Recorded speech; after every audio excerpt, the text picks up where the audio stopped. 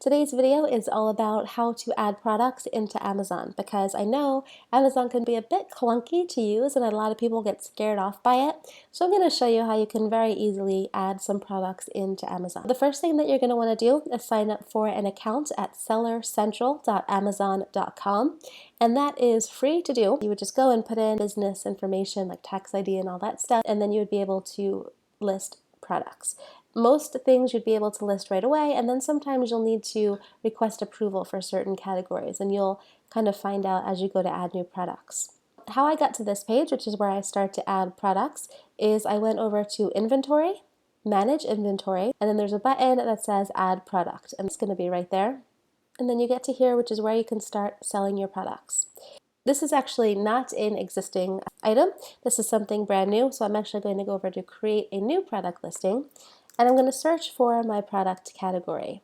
I have to find the most appropriate place to label wherever my product is. My most appropriate category out of these options is going to be, we'll say, drinkware cups, coffee cups. And we're going to go to first add a product name. Usually I have my products, I go into Use Gear Bubble and I make a product, and then I just take the information from there and then I put it over into Amazon. But first I would go and I would put in whatever the product is called. So I'm going to say this is an example mug. And then before I go and just leave it like that, I usually like to see if there's any keywords that I could put into the title that might help get more sales. For example, basketball mug. So basketball mug with hoop I would probably put in the top, because that's one of the keywords that will help people find my item, and hopefully it'll get me higher in the search engines. And then if there's a secondary keyword for a basketball mug, let me start typing it in. This is going to show me the types of things people are looking for. Let's try basketball mug with net. Now we have a couple keywords ready to go. Manufacturer, I'll usually just do my website name, so I'll just do the website name.com. Model number, I usually ignore. Same thing with part number. Package quantity, there's usually going to be one, and it depends on what you're selling, but generally it's going to be one. Whatever the item is, the color is. So for that one, I'm using a black mug. You can see here in my example. And then we're going to go over brand name. Again, I'll usually just do whatever my website name is, websitename.com. Usually, like 9 times out of 10, you can just ignore this. Next, you go and you add in a UPC code. There's a couple different ways to do this. The easiest thing that I found is just buy a bunch of different UPC barcodes and then just enter them in one at a time. So the last place that I purchased from is instantupccodes.com, and that website will sell you different UPC codes, and I think it's your best bet to go and buy in bulk. So instead of having to pay $5 or $2 per UPC code, even if you get 100, you can get them for 45 cents each.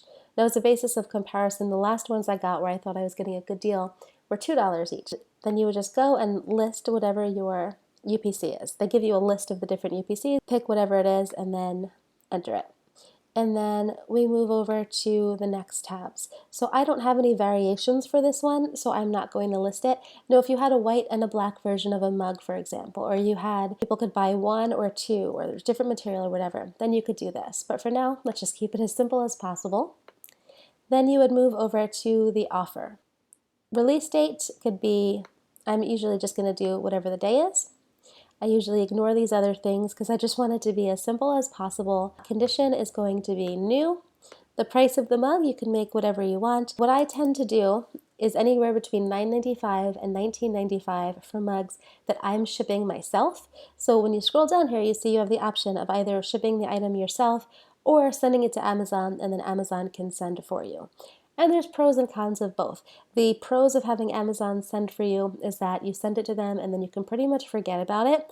The cons are that they have really high fees, and so I generally have to charge at least $5 more for anything I send to Amazon to fulfill if I want to make any money. Then we'll go over to I want to ship the item myself for this one. And then once you do that, you can scroll back up and you're going to have to enter in for a quantity. So I'll usually just do a big amount because I'm fulfilling the mugs and I know that I have as many as I want. If you're using Use Gear Bubble for necklaces or mugs or whatever, you could put in whatever quantity that you want too. What I would recommend though, if you have Gear Bubble fulfilling your items, is put a really far out date for when people can expect to get their items shipped, just so that you don't have any problems with people getting their items late or anything. So you might do something like 14 days or something. After someone purchases the item, they can expect to get it. Then the sale price, if you have a sale, you could put that in there. If not, you could just ignore it. Start selling date. So we have that. We're going to go over to images. I would just go into use Gear Bubble, view the image, save it. So I'm going to name it examplemug.png, and then we'll just grab it over here. And now you have at least one image. They say for better search engine rankings in Amazon to have at least 5 or 6 images, but I've just been doing one and it's been fine. From here, by the way, if you wanted to do absolutely nothing else, you could technically hit save and finish, and then the product would go on Amazon. But from there, I usually like to go on to the description and then the keywords and any more details, just to have more stuff for people to know about buying the product. So more information usually is better. So for key product features, what I like to do is first see if there's more keywords that I want to go after. So for example, basketball mug with attached hoop. Maybe that's one of the keywords I want to go to. I might say awesome basketball mug with attached hoop. You won't find a cooler one. You know, something that talks about the keyword but still makes sense. And then usually for whatever product that I'm selling, I'll go into similar products on Amazon, and then I'll look at the reviews and I'll see what people said that they liked and didn't like about the products. And then I'll put those things in my key product features. So for example, if people say they really like this as a gift, I might say, makes an awesome gift, and then I'll try to incorporate whatever keyword I want to use next. For basketball mug with attached hoop, I might say, this basketball mug with attached hoop makes an awesome gift. Now don't use the same keyword over and over because then it looks crazy, but I like to usually try to go for 5 different keywords, and considering there's 5 keywords and there's 5 different ways that you can put in the key product features, you can do one of each and then not look crazy. Product description, a little bit about your product. If you're doing mugs, for example, is it microwave and dishwasher safe? Is it something that people can wash over and over without worrying about fading? How many ounces of it is it? Is there any information from other people's product reviews on similar things that you can include in your description? Not everyone necessarily even reads the description, but this is something that I've heard helps you get higher in the Amazon search engine rankings. So whatever you can say about it, just put that in. And I think that I've read that about 1,000 characters is a really nice amount to put in the product description that Amazon recognizes as a good amount.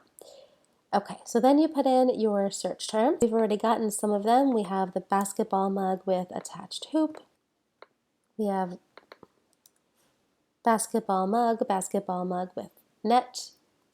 And this is just telling Amazon the types of things that your product is about. And then once they have that, then they can start, when people type in basketball mug or different things, they can refer people over to you, which would be great, and it will help you get more sales. Then you can do target audience if you want. I usually don't, but if you wanted to, for example, let's say this one is for boys and men, teen boys.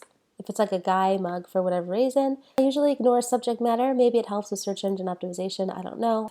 And then if you want to do the more details, then you can do that as well. My mugs, for example, are 11 ounces, so I'll do that. Manufacturer's suggested retail price, well, I'm the manufacturer, so really can make it what you want. I'll say $19.95 here. Usually I just skip this other stuff, except for I put in the material. From there, you just hit save and finish. Okay, 11.00 ounces is what works. And then I'm going to hit save and finish. Now it's going to say that the product has been listed. So it says that the product is now listed for sale on Amazon, and then that's it. So then from there, I love to take that one product on Amazon and then put it on other sales channels. So put it on Etsy and eBay, your Shopify store, different places, so that you have more chances of people seeing it. Hopefully this helps. Let me know if you have any questions, and talk to you soon.